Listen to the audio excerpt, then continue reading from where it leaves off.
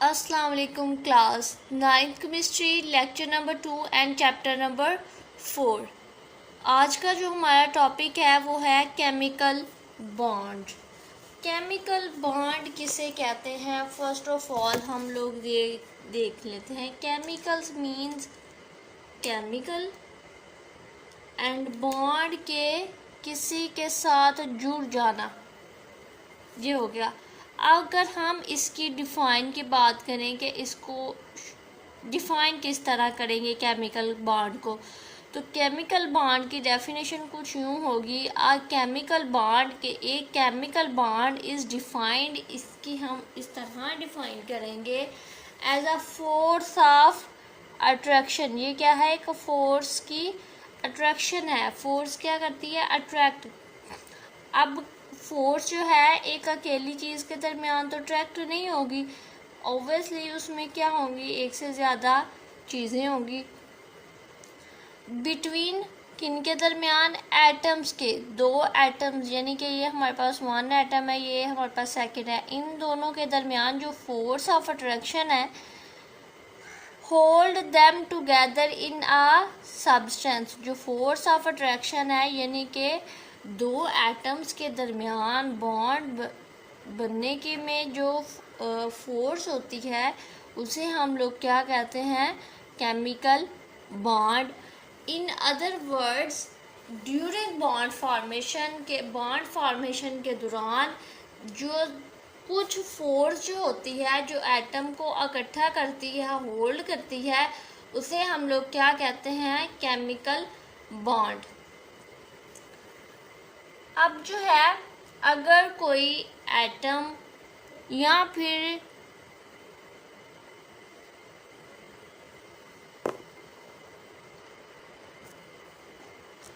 कोई एटम जो है वो अपना ऑक्टेट, यानी कि अपनी आउटर मोस्ट शेल में 8 इलेक्ट्रॉन्स को, कितने इलेक्ट्रॉन्स को कंप्लीट करे, 8 इलेक्ट्रॉन्स को।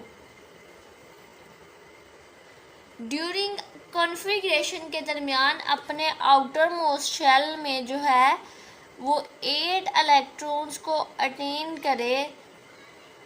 स्टेबल होने के लिए अपना जो है 8 इलेक्ट्रॉन रखे, और वो 8 इलेक्ट्रॉन किस तरह पूरे करेगा, या तो वो शेयरिंग करके कि किसी को अपने इलेक्ट्रॉन को शेयर कर देगा, कि किसी दूसरे एलिमेंट के साथ अपने इलेक्ट्रॉन्स को शेयर करके अपने ऑक्टेट कंप्लीट करेगा, या फिर लूज़ करके अपने ऑक्टेट को कंप्लीट करेगा, या फिर गेन करके। तो ये हम लोग ऑलरेडी डिस्कस कर चुके हैं कि कब कोई जो है एटम इलेक्ट्रॉन को गेन करता है, कब लूज़ करता है और कब शेयर करता है। तो जब कोई एटम जो है अपने आउटर मोस्ट शेल में स्टेबल होने के लिए 8 इलेक्ट्रॉन्स को कंप्लीट कर लेता है, तो ये हमारे पास रूल जो होता है, इस रूल को हम लोग कहते हैं octet rule.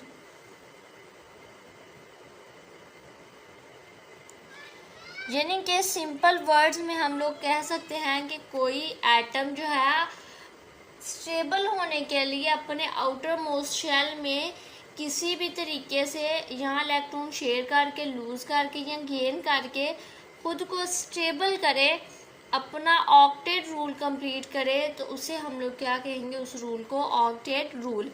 Octet rule only symbolize that noble gases electronic configuration should be attained by atom they combine or react. For elements like हमारे पास हाइड्रोजन है, हाइड्रोजन एंड हीलियम। हीलियम हमारे पास क्या है, एक नोबल गैस है। तो नोबल गैसेस हम लोगों ने कहा था कि ये जो है इनर्ट गैसेस होती हैं, ना तो ये अपने इलेक्ट्रॉन्स को शेयर करती है, ना लूज़ करती हैं, ना ही किसी से इलेक्ट्रॉन्स को लेती हैं। क्यों नहीं लेती, क्यों ना कि इनका ऑक्टेट और डुप्लेट रूल दोनों क्या होता है, कंप्लीट होता है, जिसकी वजह से ना ये किसी के साथ भी शेयरिंग, लूजिंग, अपने इलेक्ट्रॉन्स को कुछ भी नहीं करेगी, ये अकेली रहेगी। अब बात करें हम लोग अगर सेकंड रूल की, सेकंड रूल हमारे पास आ जाता है डुप्लेट।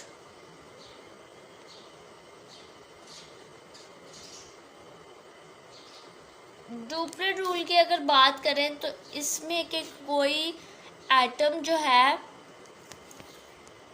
डुप्लेट मीन्स टू, कि कोई एटम अपना डुप्लेट रूल कंप्लीट करे, डुप्लेट के यानी कि अपने आउटर मोस्ट शेल में 2 इलेक्ट्रॉन्स की जो कमी है वो उसको पूरा करे, खुद को स्टेबल करने के लिए एलिमेंट जो है किसी से इलेक्ट्रॉन लेगा या फिर किसी को शेयर करके या फिर किसी से लेके या दे के खुद को स्टेबलाइज करने के लिए जो है डुप्लेट रूल, खुद को डुप्लेट करने के लिए वो इलेक्ट्रॉन को लेगा या फिर देगा, तो इसे हम लोग क्या कहते हैं, डुप्लेट रूल। लाइक हमारे पास क्या है, हाइड्रोजन। अगर हम लोग हाइड्रोजन की बात करें तो हाइड्रोजन का जो एटॉमिक नंबर होता है वो 1 होता है। अगर हम लोग इसका स्ट्रक्चरली देखें तो ये क्या होगा, एटम का न्यूक्लियस, और इसमें कितने इलेक्ट्रॉन्स होंगे, इसके आउटर मोस्ट शेल में एक ही इलेक्ट्रॉन होगा। यही क्यों ना कि इसके पास एक ही इलेक्ट्रॉन है। अब हाइड्रोजन करे क्या करेगा, अपना डुप्लेट रूल कंप्लीट करने के लिए किसी से इलेक्ट्रॉन या ले लेगा या फिर अपना भी इलेक्ट्रॉन क्या करेगा, किसी को दे देगा। इस तरह करेगा, या तो वो गेन कर लेगा या फिर लूज कर लेगा या फिर किसी के साथ शेयर कर लेगा। इस तरह ये अपना डुप्लेट रूल कंप्लीट करेगा। तो इसमें हम लोग जो देखा कि केमिकल बॉन्ड किसे कहते हैं। नेक्स्ट हम लोग बात करते हैं टाइप्स ऑफ केमिकल बॉन्ड्स की, कि कितनी टाइप्स के जो है वो केमिकल बॉन्डिंग होती है, कितनी तरह की जो केमिकल बॉन्डिंग है वो पॉसिबल है। तो इसके हमारे पास डिफरेंट टाइप्स हैं। 4 हमारे पास टाइप जो है वो है केमिकल बॉन्ड्स की, वो देखते हैं कौन कौन सी हैं। फर्स्ट टाइप है हमारे पास केमिकल बॉन्ड की, वो है ionic bond. Ionic bond.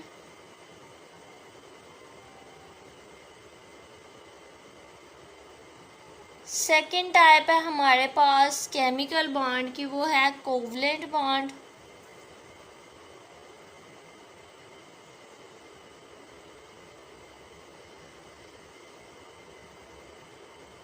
Third type है हमारे पास, वो है कोऑर्डिनेट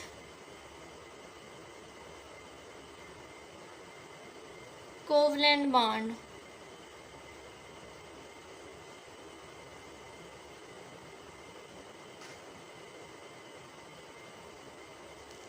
एंड फोर्थ टाइप है हमारे पास, वो है मेटेलिक बॉन्ड।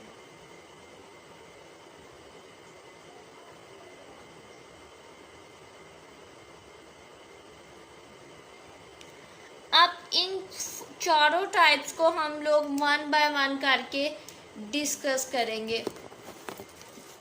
इन टाइप्स को डिस्कस करने से पहले हम लोग जो है, क्यों ना कि हम लोगों ने यहाँ पे इलेक्ट्रॉन्स के दरमियान बॉन्डिंग को डिस्कस करना है, तो फर्स्ट ऑफ ऑल हम लोग ये देख लेते हैं कि बॉन्डिंग ऑफ इलेक्ट्रॉन्स किसे कहते हैं। बॉन्डिंग इलेक्ट्रॉन्स किसे कहते हैं।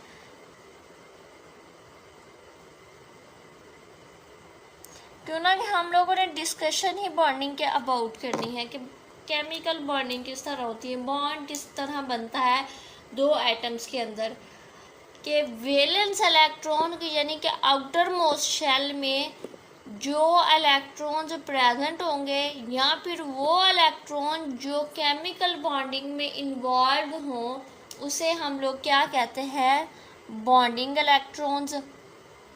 इन्वॉल्व्ड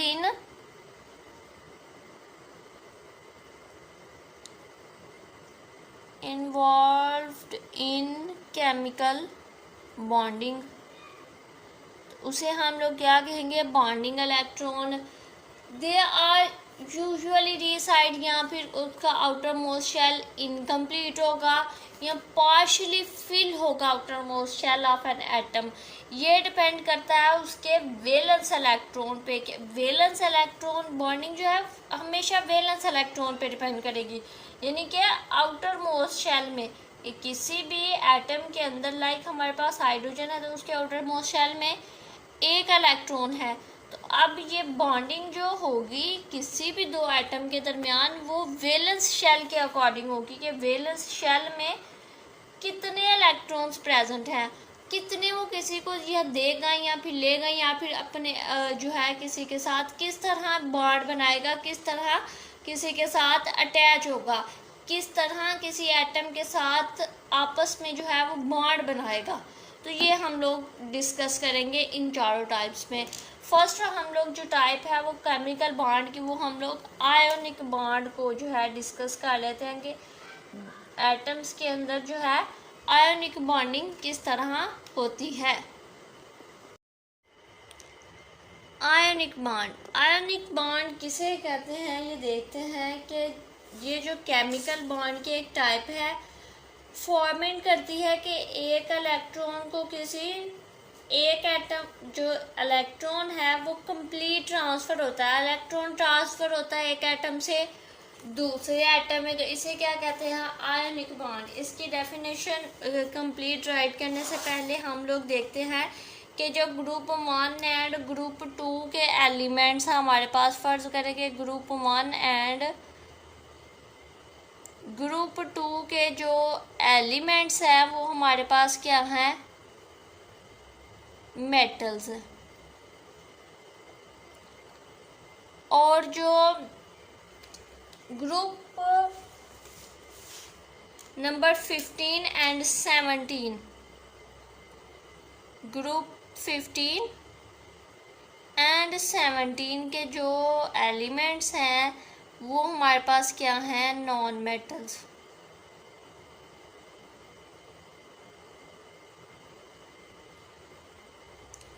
ये बात होगी। अब हम लोग आयोनिक बॉन्ड को डिस्कस करने से पहले हम लोग मेटल्स में और नॉन मेटल्स में शॉर्टली डिफरेंस देख लेते हैं कि इनके ग्रुपिंग की वजह से क्या फ़र्क आएगा। लाइक मेटल्स इधर लिख लेते हैं एंड नॉन मेटल्स इधर।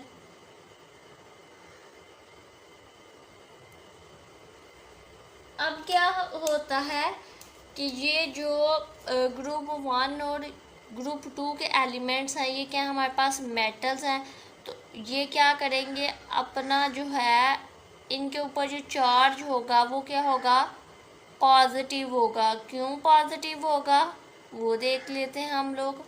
पॉजिटिव इस वजह से होगा क्यों ना कि ये एलिमेंट जो हैं, ये जो ग्रुप है 1 और 2, ये अपने आउटर मोस्ट शेल में से इलेक्ट्रॉन को लूज़ कर देंगे। और जब कोई एटम या फिर एलिमेंट जो है अपने आउटर मोस्ट शेल में इलेक्ट्रॉन को लूज़ करता है तो उसके ऊपर क्या आ जाता है, पॉजिटिव चार्ज। तो ये हमारे पास रीज़न है। नॉन मेटल्स क्या होते हैं, नॉन मेटल जो है ये इलेक्ट्रोनेगेटिव होंगे।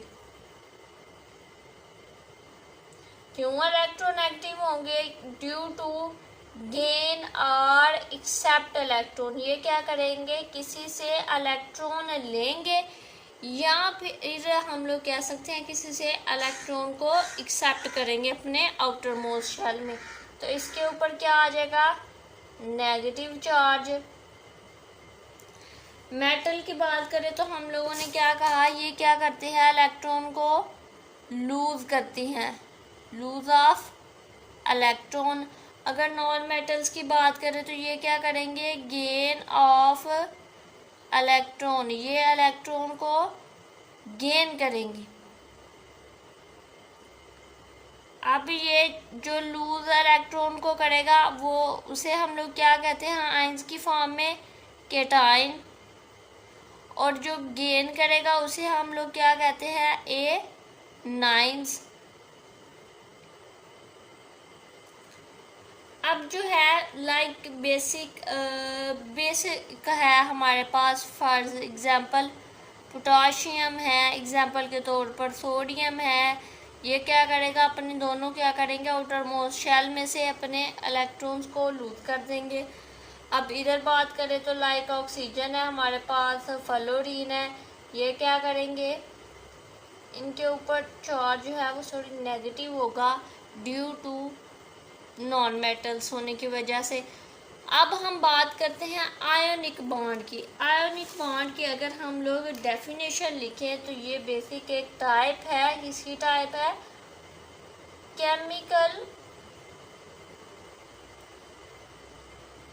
बॉन्ड की एक टाइप है, विच इज फॉर्मिड, कब फॉर्म्ड होती है, which is formed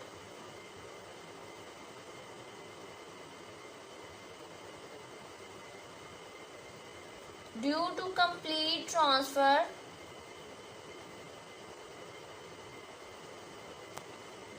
due to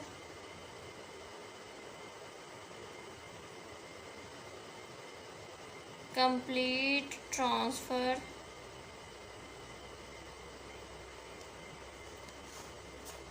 of electron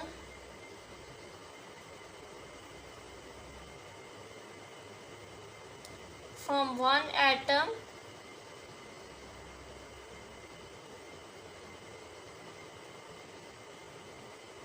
to another atom।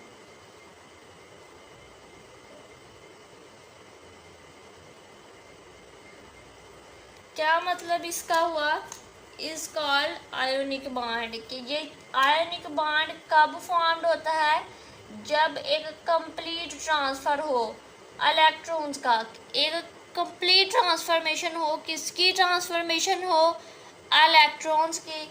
Electrons की ट्रांसफॉर्मेशन किस तरह होगी कि एक जो एटम है वो अपना इलेक्ट्रॉन दूसरे एटम में ट्रांसफ़र कर दे। लाइक हम लोग ऐसे ही बात करते हैं कि ये हमारे पास फ़र्ज़ करें एक एटम है, सेकंड हमारे पास ये है। अब ये क्या करेंगे, आयोनिक बॉन्ड कब बनेगा, ये जो है या ये वाला एटम या फिर ये वाला एटम अपने एक इलेक्ट्रॉन को इसमें ट्रांसफ़र कर देंगे, ये अपना इलेक्ट्रॉन इसमें ट्रांसफ़र कर दे। तो जो ये ट्रांसफॉर्मेशन होगी, इलेक्ट्रॉन्स की ट्रांसफॉर्मेशन होगी, तब हमारे पास क्या बनेगा, आयोनिक बॉन्ड। कि इलेक्ट्रॉन्स का शेयर, डोनेट या एक्सेप्टेंस की वजह से जो बॉन्ड बनेगा वो हमारे पास कौन सा बॉन्ड होगा, आयोनिक बॉन्ड। एग्जाम्पल्स के साथ हम लोग इसे फर्दर डिटेल जो है डिस्कस कर लेते हैं कि किस तरह जो है एक एटम से दूसरे एटम में इलेक्ट्रॉन ट्रांसफ़र किस तरह होगा। आयोनिक बॉन्ड की जो बेहतरीन एग्जांपल है वो हमारे पास है सोडियम क्लोराइड। फॉर्मेशन हम लोग कर लेते हैं किसकी, फॉर्मेशन ऑफ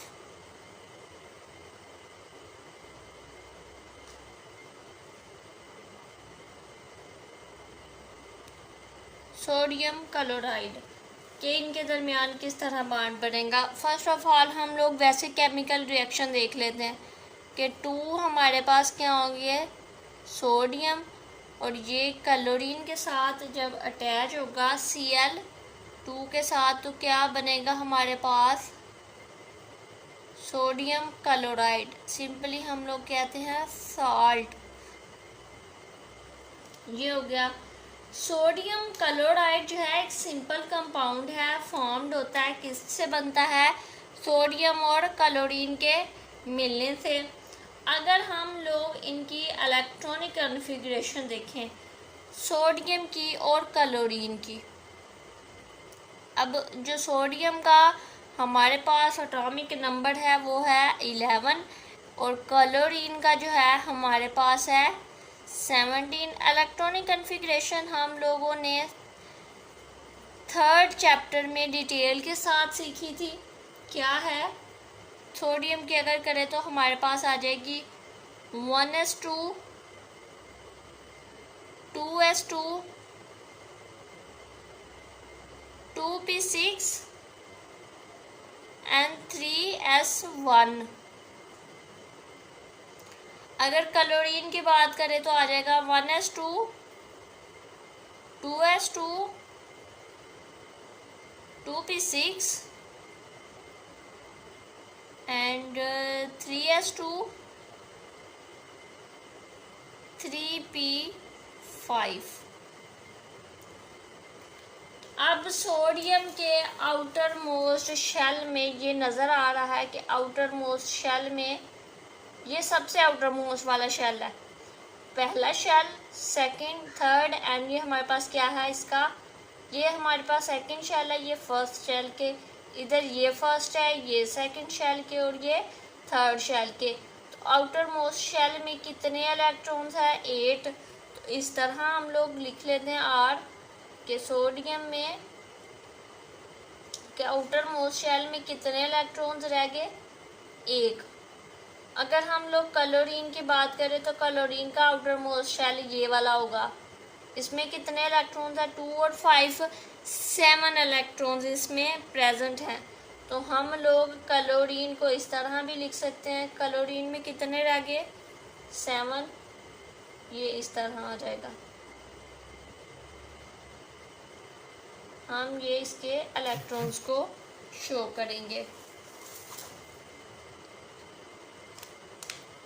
अब सोडियम के जो आउटर मोस्ट शेल में हम लोगों ने क्या कहा कि सोडियम के 1 इलेक्ट्रॉन रह गया और क्लोरीन में 7 इलेक्ट्रॉन्स जो हैं वो प्रेजेंट हैं आउटर मोस्ट शेल में। हम देखते हैं कि इनके दरमियान बॉन्डिंग किस तरह होगी। बॉन्डिंग कुछ यूँ इस तरह होगी कि सोडियम में क्या है? 1 इलेक्ट्रॉन्स, तो सोडियम क्या करेगा? अपने 1 इलेक्ट्रॉन को लूज कर देगा और इसके ऊपर जब कोई एलिमेंट जो है अपने आउटर मोस्ट शेल में 1 इलेक्ट्रॉन को लूज करेगा तो उसके ऊपर क्या आ जाएगा? Positive charge. तो सोडियम यहाँ पे क्या बन गया? इलेक्ट्रो पॉजिटिव, यानी कि मेटल्स। तो इसने कितने 1 इलेक्ट्रॉन्स को लूज कर दिया। अब क्लोरीन क्या करेगी?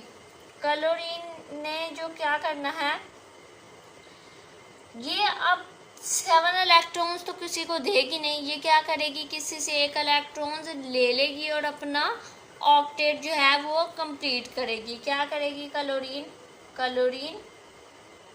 ये इसके इधर 7 इलेक्ट्रॉन्स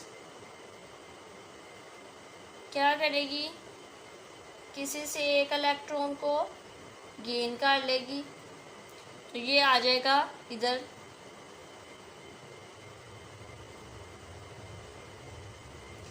इससे ड्यू टू के 1 इलेक्ट्रॉन इसने क्या किया है, किसी से गेन किया, तो वो इलेक्ट्रॉन इधर आ जाएगा, उसकी इधर जगह होगी।